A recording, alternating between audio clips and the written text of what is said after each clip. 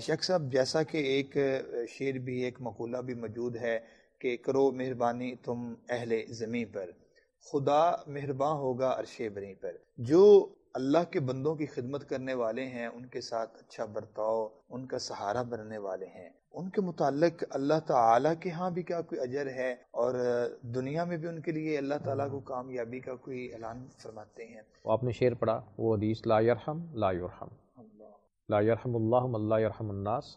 جو شخص رحم نہیں کرتا اس پہ رحم نہیں کیا جائے گا، جو شفقت نہیں کرتا اس پہ شفقت نہیں کی جائے گی، اور یہ اللہ تعالیٰ کا فیصلہ ہے۔ ہمیں دنیا میں شفقت اور نرمی لوگوں کے ساتھ وہ ہمیں برتاؤ رکھنا ہے، ان کے ساتھ اچھا سلوک کرنا ہے۔ اب میں سب لوگوں کو جہاں پہ جو اہم بات بتانے لگا ہوں کہ دیکھیں، میں پریشان ہوں، آپ پریشان ہیں، تنگ دستی ہے، ٹینشن ہے، کوئی پریشانی ہر بندے کو لاحق ہے، کوئی نہ کوئی پوچھیں گے تو کہہ دیں گے میں پریشان ہوں۔ اب اس پریشانی کا حل کیا ہے، کیسے نکلیں گے؟ جی بڑی آسانی سے نکل سکتے ہیں، اور اس سوال کا جواب خدمت خلق کے ساتھ جڑا ہوا ہے۔ نبی اکرم صلی اللہ علیہ وسلم نے فرمایا واللہ فی عون العبد ما کان العبد فی عون اخیہ، اللہ اس وقت تک بندے کی مدد میں لگا رہتا ہے جب تک وہ دوسروں کی مدد میں لگا رہتا ہے۔ اب میں چاہتا ہوں کہ میں پریشانی سے نکل آؤں، میں دکھ تکلیف سے نکل آؤں، تو مجھے چاہیے کہ میں پھر لوگوں کے کام آؤں، میں ان کی پریشانیاں دور کروں۔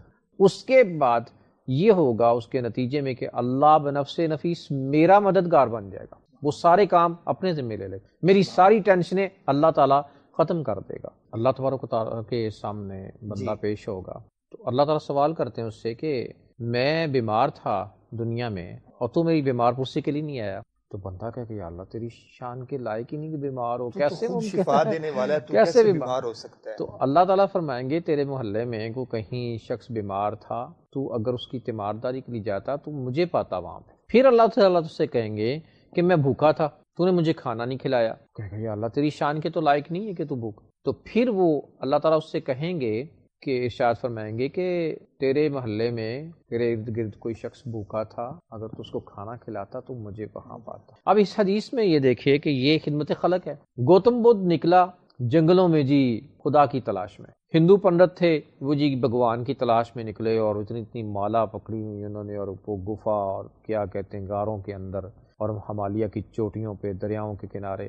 ہمارے مسلمانوں میں بھی لوگ، کرسچن میں بھی بڑے بڑے چلے کاٹ رہے ہیں جی خدا کی رضا حاصل کرنے کے لیے۔ خدا جنگلوں میں نہیں ہے، اور اب جنگلوں میں نہیں ملنا تمہیں، نہ غاروں میں جا کے ملنا ہے کہ تم ادھر ہمالیہ کی چوٹیوں پہ جا کے تو بیٹھ جاؤ اور کہو جی میں نے 2 لاکھ دفعہ یہ وظیفہ کرنا ہے۔ اللہ نے خود ہی بتا دیا ہے کہ خدمت خلق میں مجھے تلاش کرو، میں تمہیں ملوں گا وہاں سے، تو مجھے وہاں پاتا۔ بات ہی سیدھی ہوگی، تم کدھر ڈھونڈ رہے ہو اللہ تعالیٰ کو؟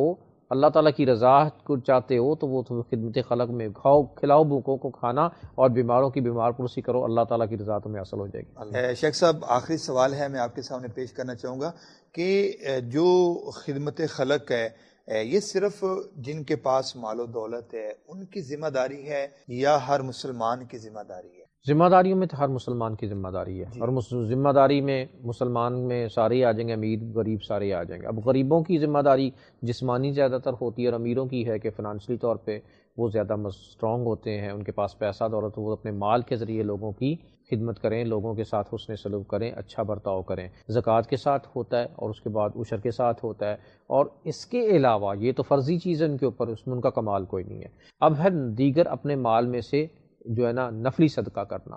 پیچھے بچ جاتے ہیں غریب لوگ۔ اب غریب لوگوں کا یہی ہوتا ہے جسمانی، کسی کو پانی پلا دینا، کسی کے ساتھ چل پڑنا، کسی کی پریشانی میں اس کے ساتھ کھڑے ہو جانا، کہیں کوئی کام کسی کا ہونے والا ہے، کوئی مکان کی تعمیر ہو رہی ہے، کسی جگہ بھی چھوٹے موٹے کام نکلتے ہی رہتے ہیں، تو وہ ان کے ساتھ ان کی معاونت کریں گے تو انشاءاللہ العزیز خدمت خلق کا اجر پائیں گے، اللہ تبارک و تعالیٰ ان کو جزائے خیر دے گا۔